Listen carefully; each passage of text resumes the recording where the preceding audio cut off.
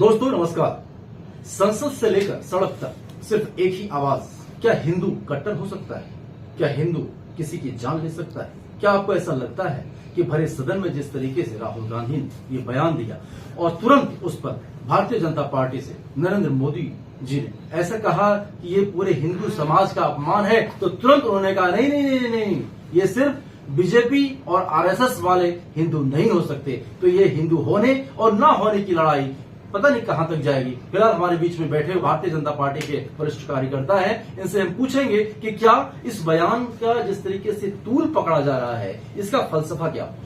बहुत बहुत स्वागत आपका राष्ट्र न्यूज में। सबसे पहले तो मैं शुक्रिया अदा करता हूं आपके चैनल का कि मैं दिल्ली में आया हूं और आप मुझे आज लोगों में दिखा रहे हैं। और जहां तक राहुल गांधी की बात है, मैं आपके चैनल के माध्यम से ये बताना चाहता हूं कि पहले तो राहुल गांधी जी को राजनीति का कोई प्रशिक्षण लेना जरूरी है, क्योंकि राजनीति जो है ये एक विचारधारा की बात होती है। राजनीति ये नहीं है कि परिवारवाद में चलती है। और कहीं ना कहीं राहुल गांधी जी अभी तक पार्टी का जो मेन मोटो है, शुरू जो होता है वो इनका परिवार से ही शुरू होता है, क्योंकि इसको इससे बाहर निकालना चाहिए। कोई अच्छे जो टैलेंटेड लोग हैं उनको आगे लाना चाहिए, तो फिर वो लोग कोई भी बात करें तो सोच विचार करके। अच्छा, यहाँ पर एक प्रश्न ये है कि आपने राजनीति की बात करी, जिन्होंने 70 साल तक पूरे देश के अंदर राजनीति किया, तमाम ऐसी चीजों का जिक्र उन्होंने किया, तो क्या लगता है कि राहुल गांधी से बेहतर उनके परिवार में और कौन हो सकता है? उनके परिवार की मैं बात नहीं कर रहा हूं, मैं बात कर रहा हूं परिवार से बाहर निकले। परिवार से बाहर निकलना, बड़े बड़े उन्होंने दिग्गज नेता जो अपने हैं वो खो दिए, और जो बचे हैं उनमें भी अच्छे अच्छे लोग हैं, उनको आगे लाएं। और कहीं ना कहीं जो भारतीय के लोग हैं उनको भी लगे कि जिन्होंने 70 साल तपस्या की इस पार्टी में, उनको भी मौका मिलना चाहिए। अच्छा, राहुल गांधी ने एक्सेप्ट तो कर लिया कि अपने पूरे हिंदू समाज को नहीं बोला है कट्टर, हमने सिर्फ आरएसएस और भारतीय जनता पार्टी को बोला है। देखिए, भारतीय जनता पार्टी चाहे वो आरएसएस की आप जैसे बात कर रहे हो, इस टाइम 65 करोड़ लोगों ने मतदान किया है। और जो 65 करोड़ मतदान जो हुआ है, अगर देखा जाए तो आप खुद परसेंटेज लगा सकते हैं कि कितनी परसेंटेज लोग जो हैं जो हिंदू विचारधारा के, भारतीय विचारधारा के लोग हैं। तो उन सब के ऊपर एक कहीं ना कहीं एक बहुत बड़ी अपमानित बात हुई है। और इसके अलावा बाकी भी मैं कहता हूं उनके जो उसके अलावा भी जो लोग हैं जिन्होंने 65 करोड़ लोगों ने जिन्होंने मतदान किए हैं, उनके गुरुओं को उठा के सांसद में लाना और शिव के फोटो को मतलब नीचे रखना, ये सारी कहीं ना कहीं बात जो है ये एक बुद्धि वाली बात नहीं है, तो सोच वाले विचार नहीं है। ये दिखाने की कोशिश किया कि हमारी पार्टी यानी सर्वधर्म संपन्न पार्टी है और हम सभी धर्मों का सम्मान करते हैं। वो नाम लेके भी बात कर सकते थे, चित्र लाने की कोई जरूरत नहीं थी, मैं जहां तक समझता हूँ। और ये एक आपराधिक उन्होंने काम किया, चित्र लाकर। और किसी भी कम्युनिटी को अगर बोलना हो तो वो कम्युनिटी के ऊपर बात करके बोले, ना कि उनके गुरुओं के ऊपर बात करें। तो क्या फर्क पड़ता है? उसने तस्वीर दिखा दिया। नहीं, ये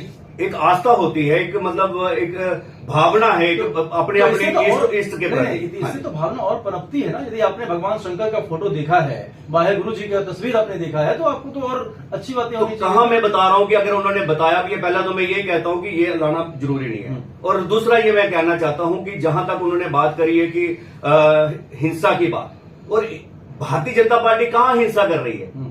वो बिल्कुल अगर हिंसा की है तो इन्होंने की है, खुद की हुई है। और मैं ये भी बताना चाहता हूं कि अगर 84 के दंगे हुए तो किन्होंने करवाए? इनके इमरजेंसी लगवाई तो किसने लगवाई? इनके बुजुर्गों ने लगवाई है। तो ये कहीं ना कहीं इमरजेंसी की बात कोई छोटी बात नहीं थी। पूरे जो भारत के प्रति निष्ठा वाले लोगों को उठा के अंदर कर दिया था रातों रात। तो पूरा प्लानिंग के अकॉर्डिंग इन्होंने सारी बातें करी थी, और ये पूरा भारत जानता है, ये किसी से छुपाने वाली बात नहीं है। और यहां तक बात आती है कि हिंसा की बात, हिंसक ये खुद है। और भारत की जो भारतीय जनता पार्टी है ये अहिंसा के भावना के साथ चलती है, चाहे वो मान सम्मान की बात हो। अगर 3 तलाक वाला इश्यू, अपनी माताओं को भी इन्होंने मान सम्मान दिया है। और इन्होंने अगर देखा जाए तो जो अभी महिलाओं को आरक्षण दिया है 33%, ये भी एक महिलाओं का मान सम्मान की बात है। और इसके अलावा मैं बात करता हूं, अगर जो वंचित लोग थे, कहीं ना कहीं उन लोगों को कहीं ना कहीं उनको अगर ऊंचा करना था तो इन्होंने उनको पीछे ही रखा, चाहे वो मुस्लिम मेजॉरिटी के थे, चाहे एसटी समाज हो, चाहे पहाड़ी क्षेत्र के लोग हो, तो अगर उनको भी उनके ऊपर भी हाथ रखा तो भारतीय जनता पार्टी ने रखा है। ये इनकी सोच में फर्क है, इनकी जो विचार करने की जो शक्ति है उसके अंदर कमी है, और इनको मैंने जैसे कहा कि इनको राजनीति की भी शिक्षा लेने की सख्त जरूरत है। और कहीं ना कहीं जो बातें होती हैं हमेशा ये दिखावा करके ये काम करते हैं, चाहे वो मंदिरों में पहले राम मंदिर के ऊपर इन्होंने उंगलियां उठाई और उसके बाद में देखा जाए तो यही जनेऊ पहन के राम मंदिर के अंदर भी आ गए, और कहीं ना कहीं देखा जाए ये हर जगह पे इन्होंने सिर्फ दिखावे के अकॉर्डिंग काम करते हैं। भारतीय जनता पार्टी निष्ठा के अकॉर्डिंग चलती है, भारत को एक करने के लिए चलती है, भारतीय पूरे भारत के वासियों को इकट्ठा करने की सोच से चलती है। लेकिन भाई देखिए, सदन में जिस तरीके से बातचीत हुई और जब बार बार राहुल गांधी अग्निवीर के ऊपर सवाल उठा रहे हैं, नीट परीक्षा रद्द हो इसके लिए वो सवाल उठा रहे हैं, एनटीए को बैन करना चाहिए इसके ऊपर सवाल उठा रहे हैं, तो उनका ये आरोप है कि हमारे सवालों का जवाब न देकर के प्रधानमंत्री नरेंद्र मोदी 2 घंटा 16 मिनट का समय जो है उन्होंने किस्से कहानियों में जाया किया है। देखो, भारत की जो अगर आप देखा जाए तो भारत का अगर वासी जो है वो सारे एक बराबर नहीं है, उनमें गरीब खित्ते भी हैं और अमीर लोग भी हैं। तो जो गरीबी के दायरे में लोग आते हैं, पहला नंबर तो हमारे देश के प्रधानमंत्री श्री नरेंद्र मोदी जी ने घर घर राशन दिया, जैसे कोविड का टाइम था उन चीजों पे फोकस किया, किसानों को 6-6 हजार रुपया दिया, और इसके अलावा जो गरीब लोग हैं उनके ऊपर ही उनका हमेशा फोकस रहा है कि हमारे जो युवा खासकर आज नशे की तरफ जा रहे हैं, तो उन युवाओं को किस तरह से कहीं ना कहीं किसी काम में लगाया जाए। तो अग्निवीर का जो एक प्लेटफॉर्म था, मैं समझता हूं कहीं ना कहीं बहुत ही अच्छा था अगर देखा जाए, क्योंकि यही जो है ये इंडिया में नहीं, बाहर अगर किसी फॉरेन कंट्री में चले जाओ तो वहां पे भी ऐसा चलता है। मैं अपने गांव की बात करता हूं, आज युवा वहां पे बेरोजगार हैं और कोई उनको सभ्यता नहीं है, और नशे की साइड बच्चे धीरे धीरे चलते जा रहे हैं। और इस टाइम भी देखा जाए, कम से कम मेरा अपना मोहल्ला ही है, वहां पे 2000 की मतलब स्ट्रेंथ होगी, और उसमें कम से कम इस टाइम युवा जो है मतलब 200 युवा जो है, बिल्कुल उसकी एज भी 40 से ऊपर हो गई है। तो यही बेरोजगारी की बात नहीं, वही तो राहुल गांधी उठाते हैं, मोदी जी ने यही कहते हैं कि बेरोजगारी खत्म करिए, बात करिए ना, बढ़ती महंगाई को आप खत्म करिए, ये क्यों नहीं? यही मैं बात कर रहा हूं कि इनके टाइम में अगर ये चीजें रही हैं तो मोदी ने कहीं ना कहीं उन सबको रोजगार जो है उनके साधन बनाए, क्योंकि कहीं ना कहीं उनको प्रशिक्षण जो है उनको दिया जाए, ट्रेनिंग दी जाए। अगर 4 साल में उनका इंश्योरेंस भी है, और वो अगर कोई काम भी बनाना है उसके बाद में वो बैंक से पैसा भी ले सकते हैं, एक अच्छा बजट भी रखा है, और अगर कहीं ना कहीं उसको कहीं लग जाती है उसके लिए भी प्रॉपर पैसे दिए जाते हैं, और कहीं ना कहीं उनको एक अपने पांव पर खड़े होने के लिए एक प्लेटफॉर्म जो है अग्निवीर से भी मिलता है। मगर अगर पब्लिक अगर इससे खुश नहीं है तो उन्होंने उसका एक प्रावधान जो बनाया है कि इसको आने वाले टाइम में इसका जो टाइम है इसको बढ़ाया जाएगा। तो उसके लिए भी भारतीय जनता पार्टी बिल्कुल लोगों के साथ है, और उसके लिए कथित प्रयास भी कर रही है। और नीट की जहां तक बात होती है, नीट की भी आपने बात करी है, तो नीट का जो एग्जाम है ये भी आज भारतीय जनता पार्टी के टाइम में ही ये मसले पकड़े जा रहे हैं। नहीं तो इसके पहले मैंने खुद अपने कॉलेज टाइम में हमारी एक एजुकेशन हुई थी, तब भी नीट का एग्जाम था, और उस टाइम में हमारे बच्चों को खासकर कश्मीर और जम्मू के बीच में डिस्क्रिमिनेशन रहता था, और कश्मीर के बच्चे मैक्सिमम आगे, जम्मू का बच्चा ही नहीं कोई आया।